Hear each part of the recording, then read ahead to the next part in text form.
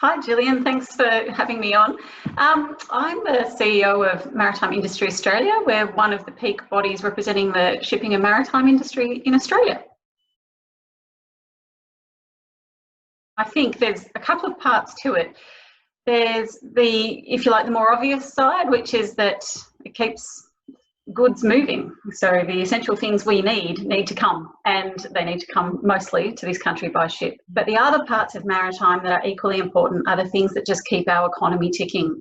So it's port and harbour services, it's looking after the resource industry. It's more than just the things that we think about in terms of consumer goods, what we need being bought by ship.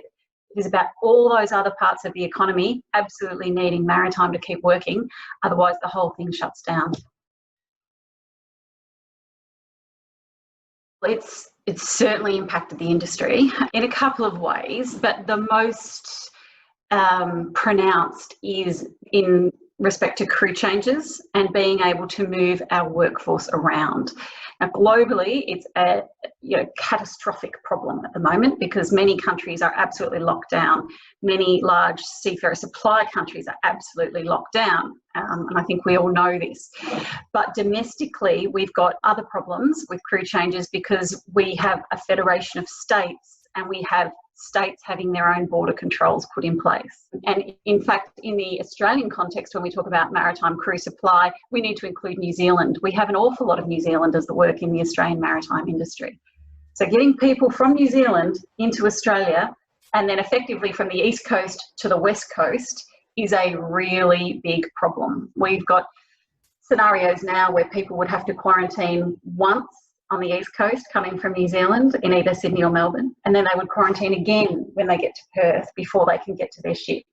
There's some very, very strict internal border controls within Australia that are causing lots of dramas for the local industry, and that's causing pain across the board. So it's definitely changing the way people work.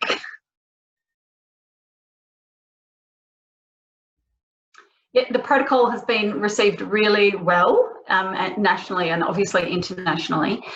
Nationally, we saw Queensland pay attention very early on, and we're grateful for that. And a lot of what Queensland has put in place is based on the protocol.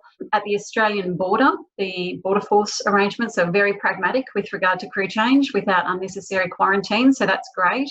But we're not having the same success in some of the other states. New South Wales, Victoria, and Western Australia still have requirements in place for very strict quarantining, and that makes things like crew change very, very difficult. Yeah, well, we noticed very early on that it was taking an inordinate amount of effort to understand what the requirements were in individual ports, in individual states, with the variety of things that you might need to look for. Can I get my crew in? Can I get my crew home? Can my crew transit? What if they come from this state, or what if they come from that state? So we have a very small team, but 3 of us were working pretty much around the clock trying to keep tabs on what the various states and individual ports, in fact, were doing. We actually created a table, a compendium, if you like, of requirements, and we update it whenever it needs to be updated. So in the beginning, we were updating that 3 times a day.